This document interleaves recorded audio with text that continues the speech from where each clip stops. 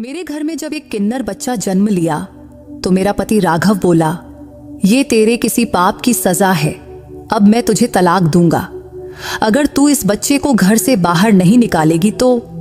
मैंने उस नन्ही जान को शिव मंदिर के बाहर रख दिया और राघव से कहा, मेरा भगवान जरूर कोई चमत्कार करेगा, फिर कल सुबह तक सब ठीक हो जाएगा। इस पर वो हंसा और बोला, ठीक है, सुबह तक का वक्त है तेरे पास, अगर कुछ नहीं हुआ तो मैं तुझे छोड़कर दूसरी शादी कर लूंगा। सुबह की आरती में अभी 10 मिनट बाकी थे, तभी मंदिर के लाउडस्पीकर पर एक घोषणा हुई। वो घोषणा सुनते ही मेरा पति जोर जोर 10 से रोने लगा। मैं मंदिर के एक कोने में बैठी आंसू पोंछ रही थी, हाथ जोड़कर भगवान से प्रार्थना कर रही थी। राघव बाहर खड़ा मुझे देखकर हंस रहा था। अब वो इतना क्रूर हो चुका था जितना पहले कभी नहीं था।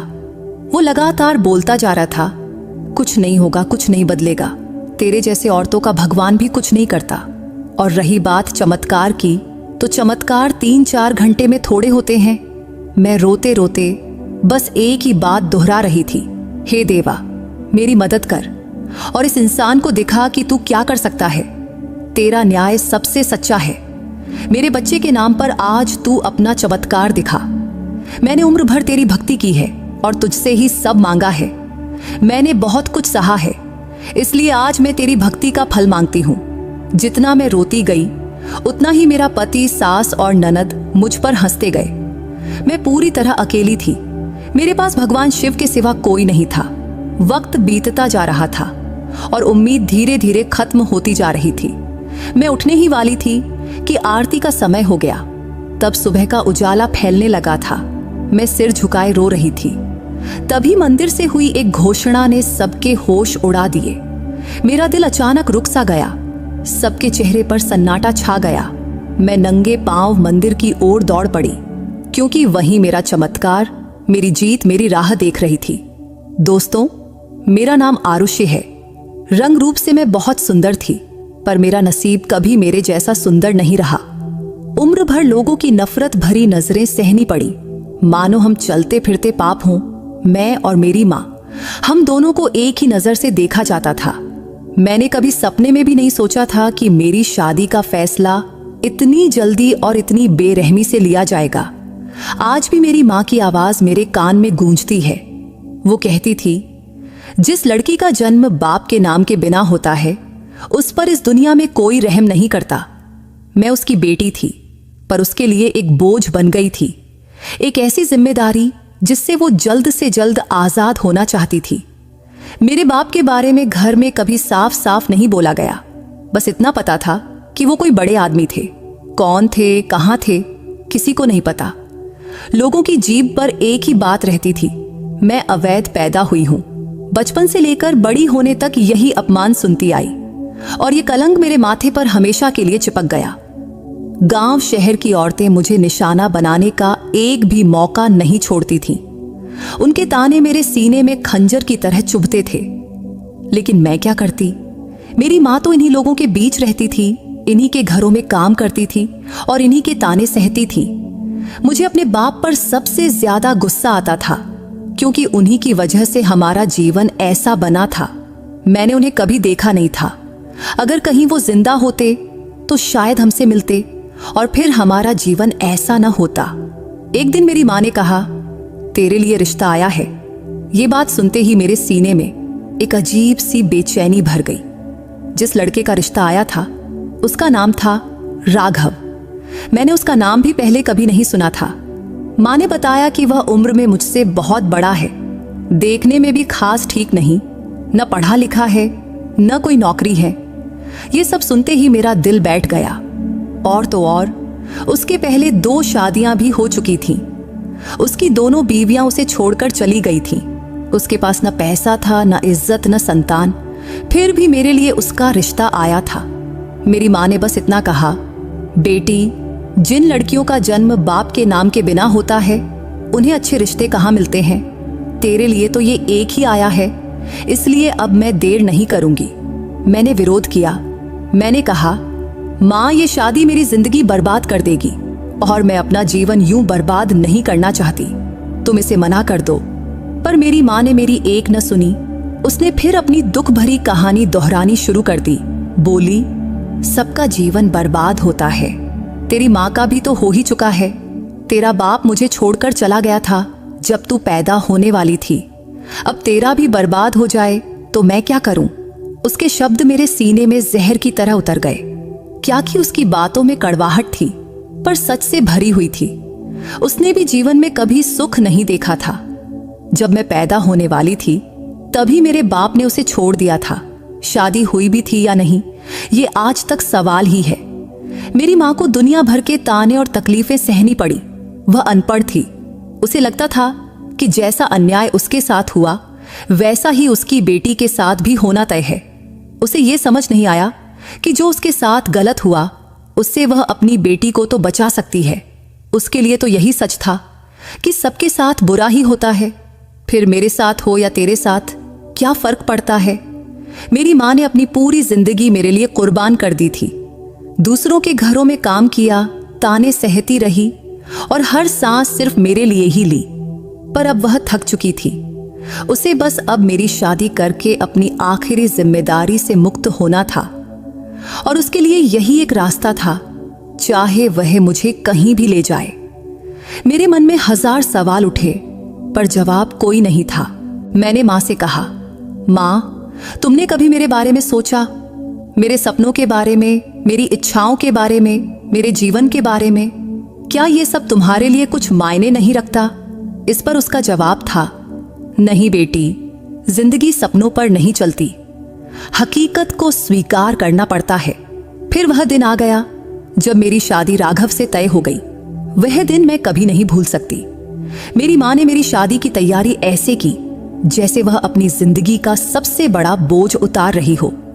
जब उसने मुझे गले लगाया तो उसके आंखों में प्यार नहीं, एक अजीब खालीपन था।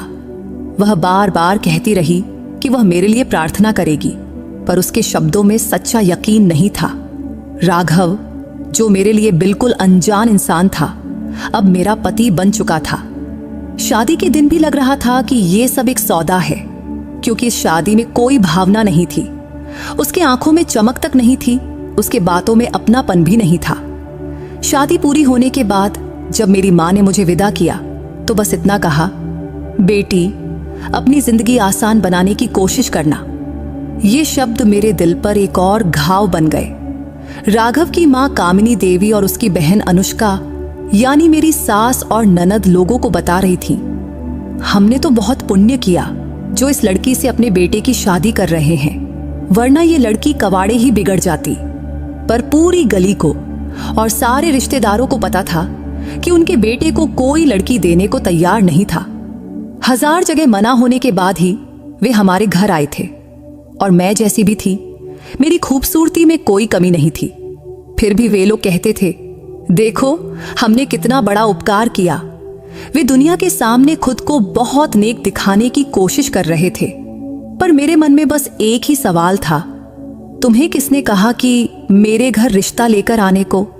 अगर तुम लोग नहीं आए होते तो शायद आज मेरी जिंदगी बच जाती और एक क्रूर इंसान से मेरी शादी न होती। खैर, मेरी शादी की पहली रात बहुत भयानक थी। जब मुझे होश आया तो मैं सिटी के प्राइवेट हॉस्पिटल में थी। डॉक्टर और नर्सें मुझे देखकर दंग रह गए कि इतनी सुंदर लड़की की ऐसी हालत किसने की। मैं चुपचाप लेटी हुई छत की ओर देख रही थी। डॉक्टर ने पूछा, तुम्हारे माँ बाप को कुछ पता है या नहीं है? मैंने थके हुए स्वर में कहा, उन्होंने तो बस मेरी शादी कर दी थी, अब वे मेरे लिए क्या करेंगे? उन्होंने कहा था, अब तू उनके घर की हो गई, अब तू अपना जीवन काट। डॉक्टर ने कहा, मेरे पास एक महिला सहायता केंद्र का नंबर है, मैं तुझे उनकी संचालिका का नंबर देती हूँ, वो तुझे यहाँ से सुरक्षित ले जाएंगी। हमने पहले भी 5-7 औरतों की मदद की है। फिर वो रुक कर बोली, लेकिन सोच ले, 5-7 तो हजारों में से होती हैं और हजारों औरतों को मदद चाहिए होती है, पर डर की वजह से वे बोल नहीं पाती, सिर्फ 1-2 ही हिम्मत दिखा पाती हैं। अगर तुझ में हिम्मत हो तो हम तुझे वहां भेज देंगे। इस पर मैंने धीरे से कहा, मुझे किसी का नंबर नहीं चाहिए, क्योंकि अकेली औरत के नसीब में यहाँ बस दुख तकलीफ ही लिखा होता है, इसलिए छोड़ो ये सब। इस पर डॉक्टर ने ठंडी सांस ली और बोली, ठीक है, जैसी तेरी मर्जी। जब मैं हॉस्पिटल से डिस्चार्ज होकर घर लौटी तो मेरे सामने बर्तनों का ढेर रख दिया गया। किसी को ख्याल भी नहीं आया कि मैं अभी नई दुल्हन हूं, बल्कि ऐसा लग रहा था कि मुझे यहाँ बहू बनाकर नहीं, नौकरानी बनाकर लाया गया है। घर में इतना काम था कि मैं सुबह से रात तक काम में डूबी रहती और मेरी ननद और सास बिस्तर पर बैठी आराम करती। नाश्ता पानी खाना सब मैं ही उनके बिस्तर तक लेकर जाती। सबसे बुरी बात यह थी कि इतना करने पर भी वे कभी मेरी तारीफ नहीं करती, बल्कि जब मेरा पति राघव घर आता तो सास ननद दोनों कहती, हम तो सुबह से काम कर रहे हैं, ये रानी साहिबा बस बैठी रहती हैं। फिर वो या तो हाथ उठाता या जुबान से मेरे दिल पर घाव देता। पड़ोस की औरतें एक बार मुझसे बोली, इस घर से पहले भी 2 लड़कियां इसी तरह भाग गई थी, क्योंकि ये लोग बहू का जीना हराम कर देते हैं। देखते हैं अब तू कितने दिन टिकती है। इस बात पर मैं क्या कहती, क्योंकि मेरे पीछे मायका था नहीं और आगे पति छोड़े तो कहां जाती। इसलिए शादी के बाद मेरा जीवन ठीक वैसा ही हो गया जिसका मुझे हमेशा डर लगता था, क्योंकि राघव क्रूर और स्वार्थी निकला। मेरे लिए हर दिन मुश्किल था, फिर भी अपनी मां की कही बात याद रखती थी। जिंदगी आसान नहीं होती, वो बात मेरी हकीकत बन चुकी थी, क्योंकि जब औरत पूरी तरह फंस जाती है तो अक्सर उसे बुरा पति और बुरा ससुराल ही मिलता है। फिर वो बस यही सोचती है, काश उसे एक बच्चा होता, अपना बच्चा, जिससे वह प्यार कर सके, जिसके साथ खेल सके, जो उसका सहारा बने। पर यही मेरी सबसे बड़ी गलती साबित हुई कि मैं भी यही सब सोचने लगी और मां बनने की प्रार्थना करने लगी।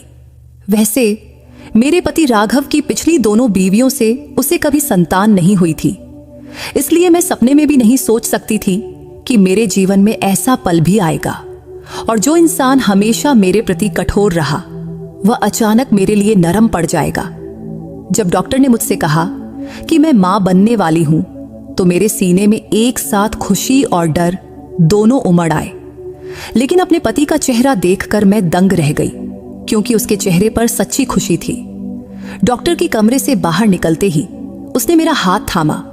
वो पल मुझे सपने जैसा लगा था, क्योंकि उसके हाथ में पहली बार कोमलता थी। वह प्यार से बोला, धीरे चल, कहीं तुझे कुछ हो गया तो। ये सुनकर मैं हैरान रह गई, क्योंकि जिस इंसान के दिल में मेरे लिए कभी कोई भाव था ही नहीं, उसमें ये ममता अचानक कहां से आ गई। घर लौटते ही उसने अपनी मां और बहन को बुलाया। तब उसकी आवाज में वही सख्ती थी जो वह मुझ पर दिखाता था, पर इस बार वो सख्ती मेरे हक की थी। उसने कहा, खबरदार, अब अगर किसी ने मेरी बीवी को तंग किया तो अच्छा नहीं होगा, क्योंकि ये मां बनने वाली है और ध्यान रहे, इसका पूरा ख्याल रखा जाएगा। ये शब्द मुझे सपने जैसे लगे, ऐसा सपना जो मैंने कभी सच होते नहीं देखा था। फिर मेरा पति आगे बोला, अब ये सिर्फ खाना बनाएगी, वो भी सिर्फ 2 महीने, उसके बाद इसे पूरा आराम करना है। बाकी घर का काम तुम लोग संभालो या बाहर से खाना मंगवाओ। मैं रोज फल, दूध और जो भी चाहिए लाऊंगा। ये सुनकर मैं वहीं थम गई। क्या यही वो इंसान था जिसने मेरी जिंदगी नरक बना रखी थी? तब मेरी सास और ननद के चेहरे पर खुशी और बेचैनी दोनों थीं। शायद वे सोच रही थीं कि ये सब अचानक कैसे और क्यों हो रहा है। थोड़ी देर की खामोशी के बाद मेरी सास बोली, ये क्या बात हुई? औरतें तो हमेशा काम करती आई हैं, और मां बनना कोई बीमारी है क्या? पर मेरे पति ने उनकी बात सख्ती से काट दिया और उन्होंने कहा, मैंने कहा ना, अब से ये कोई काम नहीं करेगी और इस पर कोई बहस नहीं होगी। उस पल में मेरे मन में उम्मीद का एक छोटा सा किरण जाग उठा। क्या सचमुच भगवान ने उसका दिल बदल दिया था? क्या वह सच में बदल रहा था? लेकिन फिर भी मुझे यकीन नहीं हो रहा था कि यह बदलाव हमेशा के लिए है या सिर्फ कुछ दिनों का। फिर भी उस क्षण मैंने उस पर भरोसा कर लिया। उसका नरम देखभाल करने वाला स्वभाव मुझे वरदान जैसा लगा। ऐसा लगा कि आने वाले बच्चे की कृपा से ही यह सब हो रहा है। शायद यह बच्चा हमारे जीवन में अच्छा बदलाव लाएगा। वह पल मेरी जिंदगी का एक खूबसूरत मोड़ था, ऐसा मोड़ जिसने मेरे मन में उम्मीद और खुशी का दिया जला दिया। तब मुझे लगा, भगवान ने मेरी प्रार्थना सुन ली है। उस दिन जब रात हुई तो मैं अपने कमरे में बैठी सोच रही थी कि शायद मेरा जीवन नई दिशा ले रहा है और जो उम्मीदें सालों से अंधेरे में दबी पड़ी थीं, वे फिर से जाग उठी थीं। क्योंकि मेरे पति के बदले हुए व्यवहार ने मुझे यकीन दिलाया कि अब शायद मेरे नसीब में सुख लिखा है। इसीलिए मैंने भगवान का शुक्रिया अदा किया और मन में नए सपने बुनने लगी। लेकिन वह खुशी बहुत कम वक्त की थी। रात को जब मैं पानी लेने कमरे से बाहर निकली तो राघव की आवाज आई। वह अपने माँ और बहन से बात कर रहा था। आवाज सुनकर मैं दरवाजे के पीछे रुक गई और सुनने लगी। लेकिन जो कुछ मैंने सुना उसने मेरा दिल पूरी तरह तोड़ दिया। मेरी ननद गुस्से में बोल रही थी, तूने तो अपनी बीबी को हमारे सिर पर बिठा दिया है। अब ये रानी बनकर घूमती है, घर में कोई काम नहीं करती और तुझे इसके सिवा कुछ दिखता ही नहीं है। मेरी सास ने भी गुस्से से कहा, हाँ ये क्या बात हुई बेटा, तूने उसे सिर पर क्यों चढ़ा रखा है? हमने सपने में भी नहीं सोचा था कि यह हम पर राज करेगी।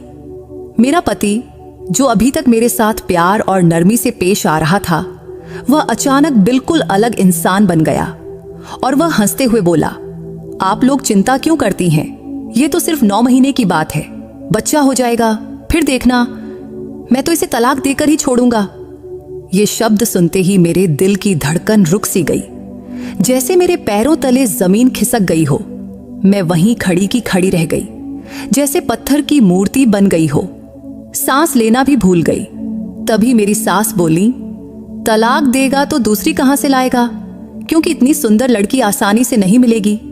ये जवान भी है और सबसे बड़ी बात, कभी शिकायत भी नहीं करती। चाहे हम कुछ भी कहें, वो चुपचाप सुन लेती है।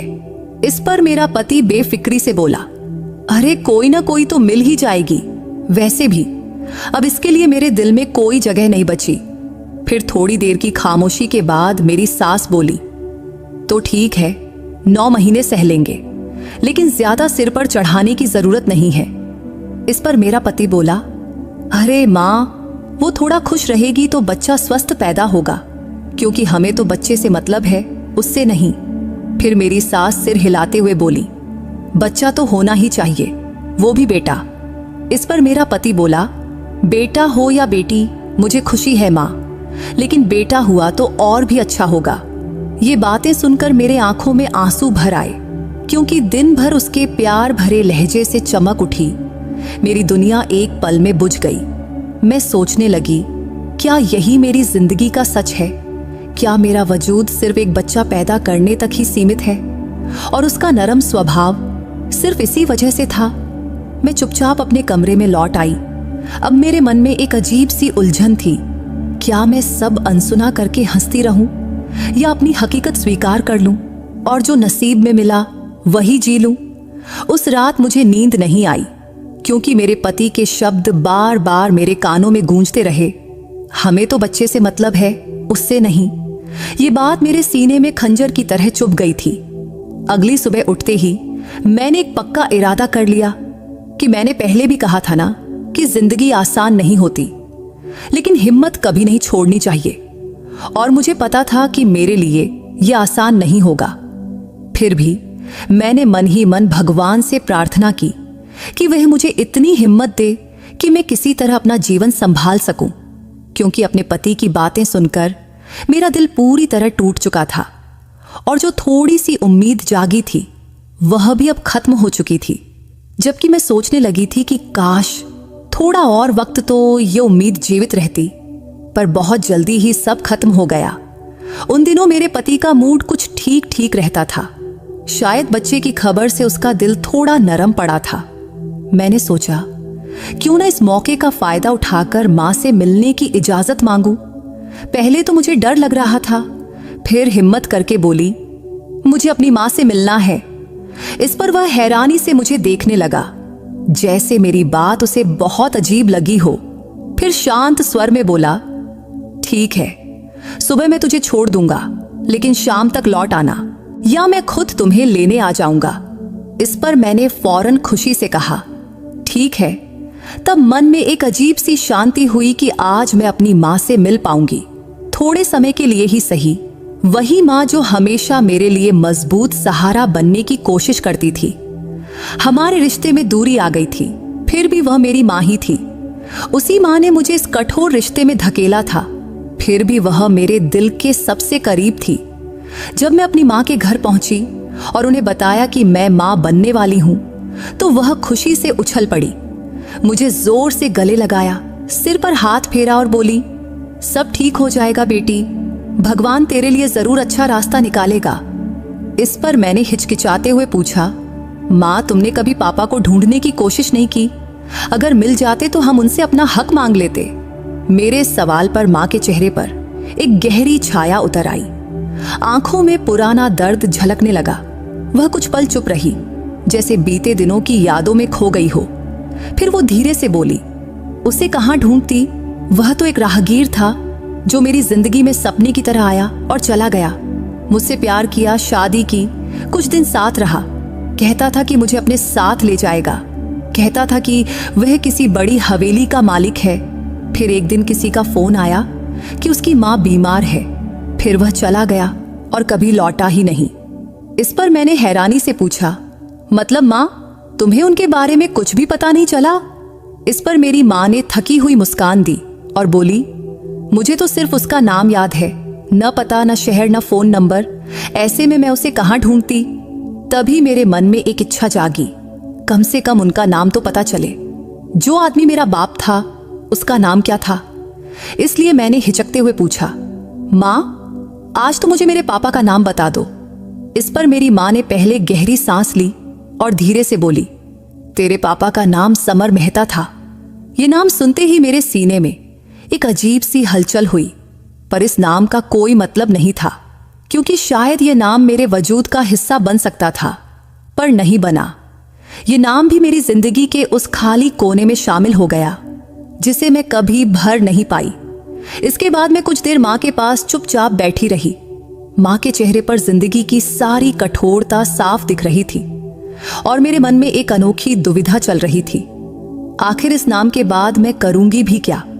मेरे लिए तो यही जिंदगी का सच था जिसे किसी तरह सहना था।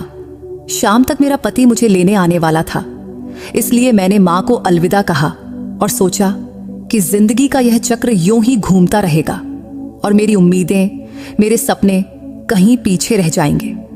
इसके बाद 9 महीने किसी तरह अच्छे से गुजर गए, पर भगवान को क्या मंजूर था कौन जाने। जब मेरा बच्चा हुआ तो मेरे पैरों तले जमीन खिसक गई।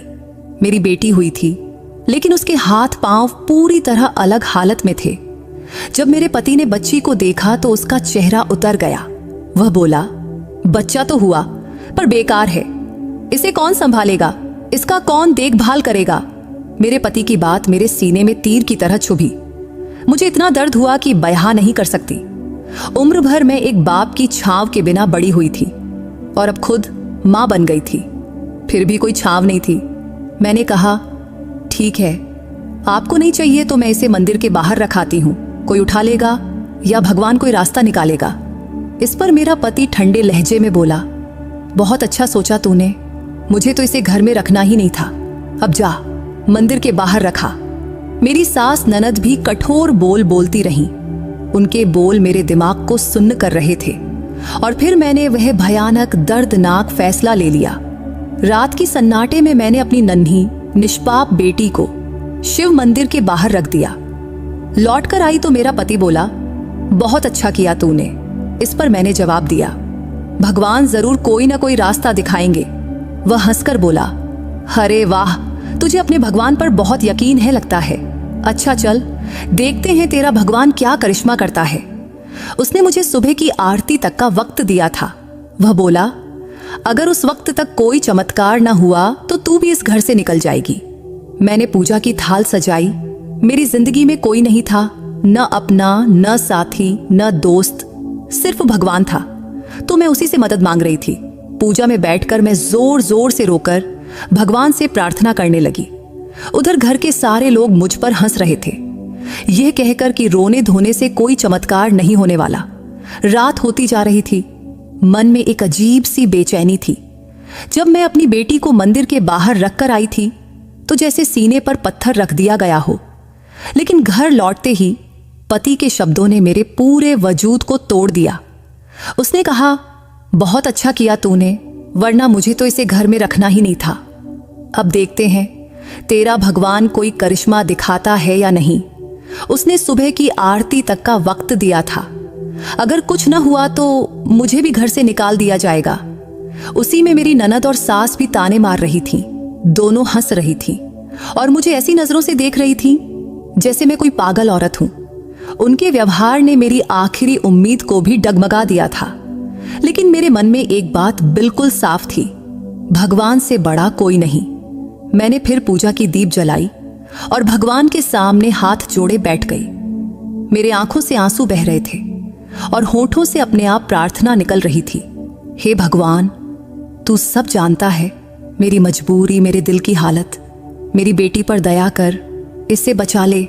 मेरा स्वर ऊंचा हो गया था और घर वाले मेरी हालत पर हंस रहे थे। मेरा पति बोला, चिल्ला चिल्ला कर रोने से कुछ नहीं होगा, भगवान ऐसे करिश्मा नहीं दिखाता। मेरी सास तंज कसते हुए बोली, बहुत बड़ी भक्त बनती है, देखते हैं इसका भगवान कुछ करता भी है या नहीं। लेकिन मैं अब दूसरे लोक में थी। मेरी प्रार्थना रुकने का नाम नहीं ले रही थी। दिल की गहराई से सिर्फ एक पुकार निकल रही थी, हे भगवान, मेरी निष्पाप बेटी को किसी तरह बचा ले। रात का हर पल मेरे लिए प्रलय जैसा लग रहा था। सुबह नजदीक आ रही थी और मेरी हिम्मत टूटती जा रही थी। मन में डर था, अगर चमत्कार ना हुआ तो क्या होगा? क्या सचमुच मुझे इस घर से निकाल देंगे? क्या मेरी बेटी हमेशा के लिए अंधेरे नसीब की शिकार बन जाएगी? मेरे पति का हास्य अभी भी कानों में गूंज रहा था। वह अपनी मां से कह रहा था, ये अब किसी काम की नहीं रही, कल ही इसे घर से निकाल दो, मैं एक सुंदर लड़की ढूंढ लूंगा। मेरी सास भी उसका साथ दे रही थी। तू चिंता मत कर बेटा, मैं तेरे लिए ऐसी बहू लाऊंगी कि सब दंग रह जाएंगे। ये तो अब किसी काम की नहीं रही। उनके ये शब्द मेरे सीने में पानी की तरह उतरते रहे। फिर भी मैं शांतिपूर्वक पूजा पर बैठी रही और रोते रोते भगवान से प्रार्थना करती रही। रात का काफी वक्त बीत चुका था, सुबेर होने वाली थी। बाहर अंधेरा कम हो रहा था, लेकिन मेरे मन का अंधेरा और गहरा होता जा रहा था। तभी मेरा पति फिर ताना मारते हुए बोला, कुछ नहीं होने वाला, जा, अब तू अपना सामान बांध ले, सुबह तू इस घर से निकल जाएगी। लेकिन मैंने माथा भगवान के सामने जमीन पर पटकते हुए प्रार्थना करने लगी, हे भगवान, ये दुनिया अब मेरे लिए नहीं रही, तू ही मेरा सहारा है, इसलिए मेरी बेटी के लिए कुछ कर, कोई चमत्कार दिखा, वरना हम दोनों माँ बेटी को मौत दे। तभी अचानक मंदिर में एक घोषणा, एक ऐलान गूंजी। एक व्यक्ति जिनका नाम समर मेहता है, अपने साथ एक छोटा सा बच्चा लिए हुए हैं और वे पूछ रहे हैं कि क्या कोई इस बच्चे को पहचानता है? अगर कोई पहचानता हो तो तुरंत मंदिर में आए। ये घोषणा सुनते ही मेरी सांसें थम गई। ये नाम सुनते ही मेरा दिल जोर जोर से धड़कने लगा। समर मेहता, यही वह नाम था जो मां ने सालों बाद मुझे बताया था, यानी मेरे पापा का नाम।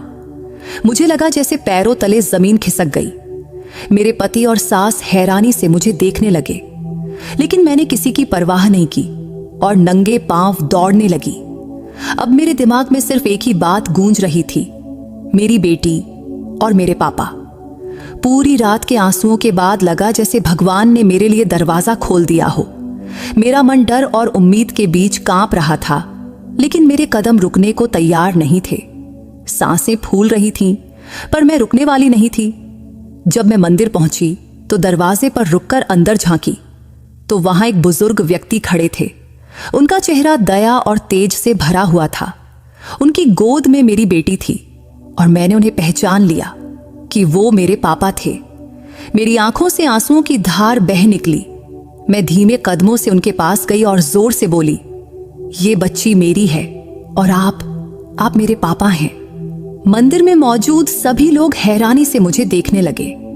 मेरे पापा ने मेरी ओर देखा। उनकी आंखों में आश्चर्य और अपार प्यार था। वे बोले, तू मेरी बेटी है। तभी मैं रोते हुए उनके पास गई और उनके पैरों पर गिर पड़ी। फिर मेरे होंठों से सिर्फ इतना ही निकला, पापा, मैं हूं आपकी बेटी।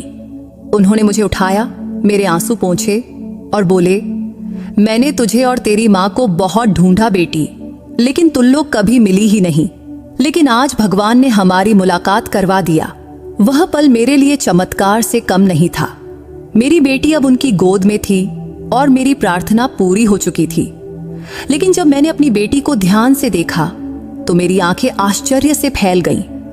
उसके हाथ पांव अब पूरी तरह ठीक हो चुके थे। वह बिल्कुल स्वस्थ थी। मैंने उसे सीने से लगाया और भगवान के सामने सिर झुकाकर शुक्रिया अदा किया। तभी मेरे पापा बोले, मैं तुम दोनों को ढूंढते ढूंढते यहां आया था। रात हो गई तो मंदिर में ही रुका और अपने पापों की माफी मांगी। तभी मुझे ये बच्ची दिखी तो मैंने घोषणा करवाई कि इसका परिवार मिल जाए। मुझे कहाँ पता था कि यह मेरी अपनी नातिन है। इसके बाद मैंने उन्हें सब कुछ बता दिया कि माँ ने मजबूरी में कैसे मेरी शादी कर दी, फिर उन लोगों ने मेरे साथ कैसा व्यवहार किया। मेरी दुख भरी बातें सुनकर पापा के चेहरे पर गुस्से की लकीरें उभर आईं। उनके चेहरे पर गुस्सा तो था, लेकिन वह गुस्सा एक ऐसे आदमी का था जो अपनी बेटी पर हुई बेइज्जती को सहन नहीं कर सकता। और उनका रौब, उनकी शान सब एक साथ उभर आए। उन्होंने मेरा हाथ थामा और मेरी बेटी को अपनी चादर में लपेटे और बोले, चल मेरे साथ। मैंने पूछा, कहाँ? तो उन्होंने कहा, बस चल, सब पता चल जाएगा। फिर वे मुझे उसी घर ले आए जहां मेरा पति राघव, सास और ननद थे। उन्हें देखकर सब दंग रह गए कि मैं एक अनजान आदमी के साथ आई हूं और वह आदमी मेरा बाप था। मेरा पति मेरी बेटी को देख रहा था, जो अब पूरी तरह स्वस्थ थी और आंखें खोलकर सबकी ओर देख रही थी। मैंने उसे कहते सुना था कि अगर बेटी भी हुई तो मुझे बहुत खुशी होगी। और अब जब वह बेटी को ठीक देखकर पिघलने लगा था और मेरे पास आने लगा, तभी मेरे पापा ने हाथ के इशारे से उसे रोक दिया। हम गाड़ी से आए थे। पापा के साथ उनके 3 आदमी भी थे। शायद वे उनके अंगरक्षक थे। वे साधारण इंसान नहीं थे। उनके व्यवहार और व्यक्तित्व से सबके चेहरे पर आश्चर्य और अविश्वास छा गया था। तभी पापा ने एक ऊंची आवाज के साथ कहा, मेरा नाम समर मेहता है और हमारा खानदान बड़े घराने में गिना जाता है।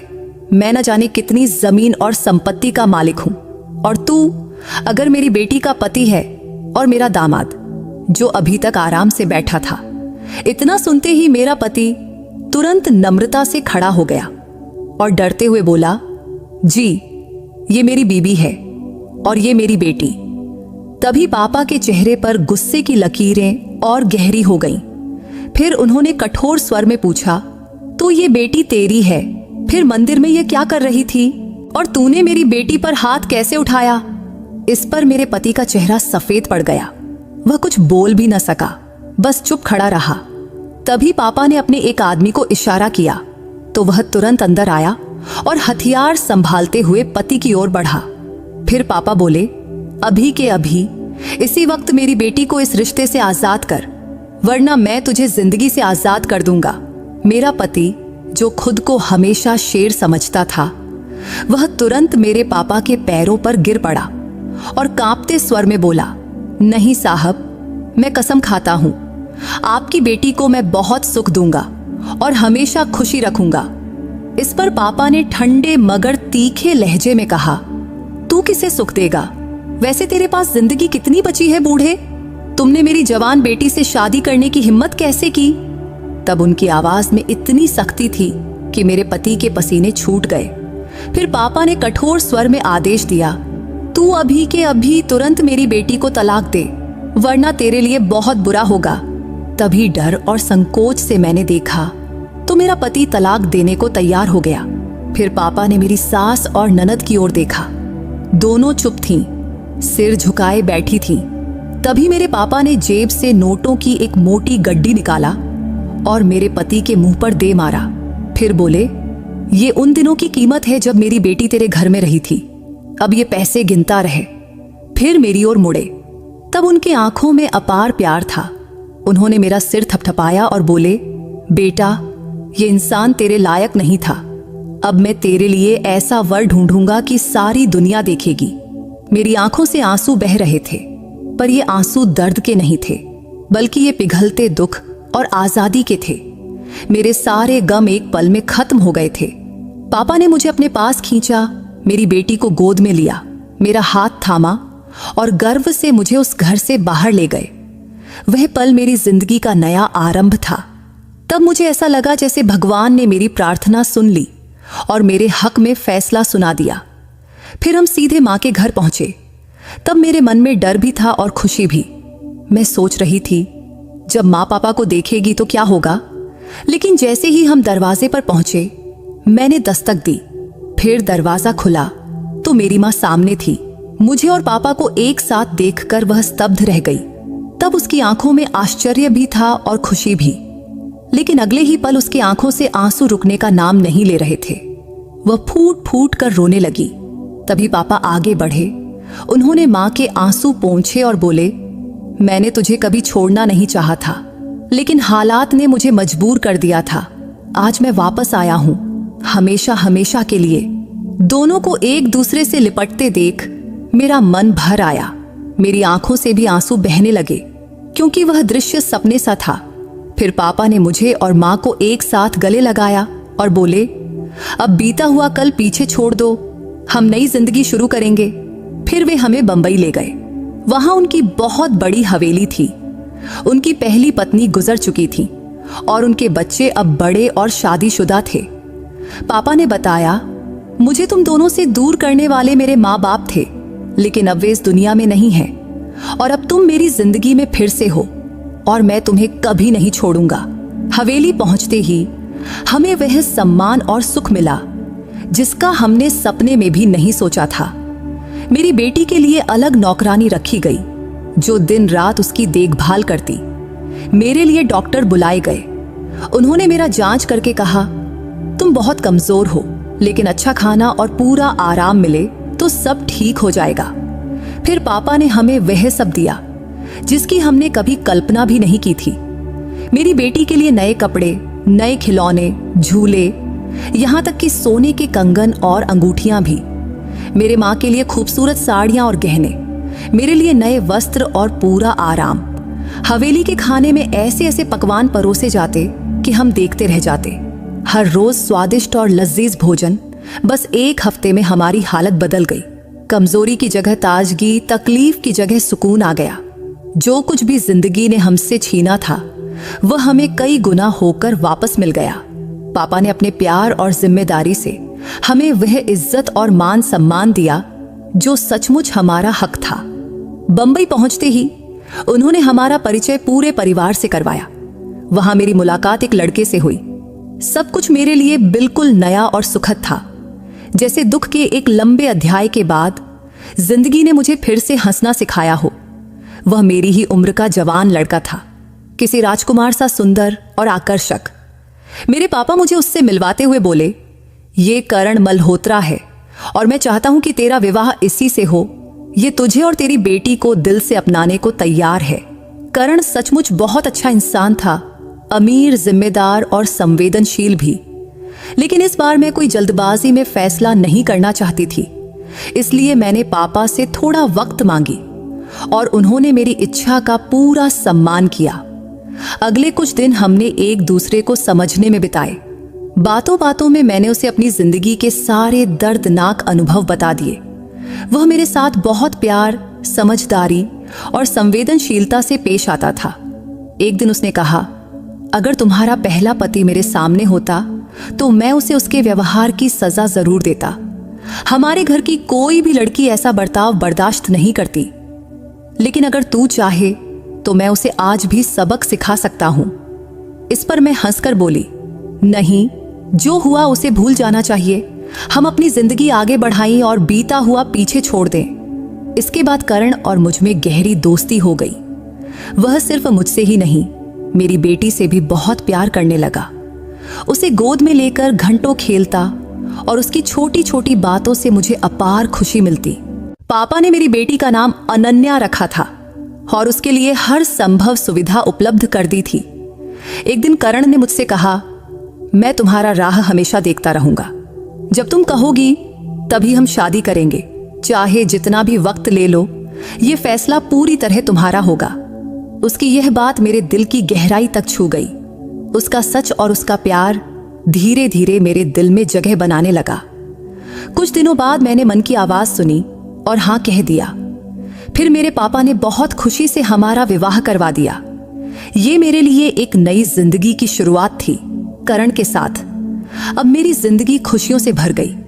वह मेरी बेटी के लिए एक आदर्श पिता बन गया और मेरे लिए ऐसा साथी जो मेरे सारे दुख समेटकर मुझे खुशियों की रोशनी में खड़ा कर देता था।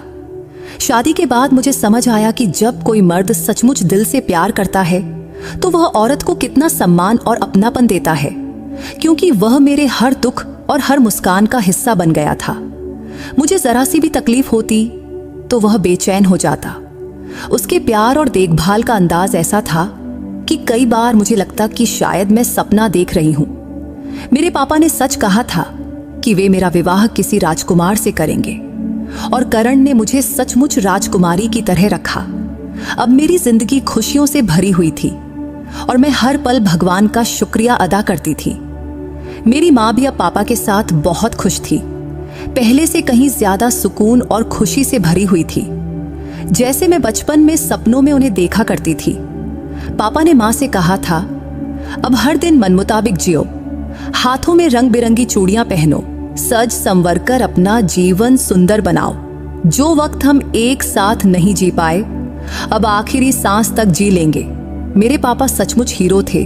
तब हालात ने कभी हमें एक दूसरे से दूर किया था, तो अब उन्होंने सारी रुकावटें हटा दी और हमें अपनी जिंदगी का हिस्सा बना लिया। जिंदगी में हर इंसान को तरह तरह की मुश्किलें और तकलीफें झेलनी पड़ती हैं। कभी कभी हालात इतने कठिन हो जाते हैं कि इंसान को खुद को संभालना भी मुश्किल लगता है। वह खुद को अकेला और लाचार समझने लगता है। वैसे मुश्किलें और रुकावटें हर किसी की जिंदगी का हिस्सा हैं, लेकिन जब जिंदगी में कठिन वक्त आता है तो हमें याद रखना चाहिए कि भगवान की कृपा और मदद से बड़ा कुछ भी नहीं है।